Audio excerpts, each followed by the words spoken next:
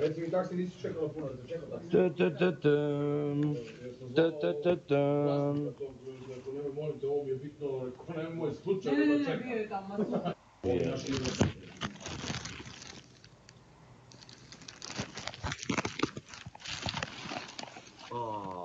Kako je? Evo je kume. Evo. To smo naručivali da dođe.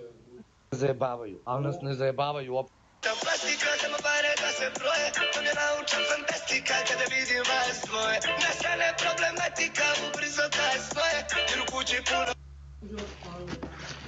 Ajde, živjeli Brankec. Ajde, živjeli. Živjeli Snajka. Snajka. Jesam, ali ajde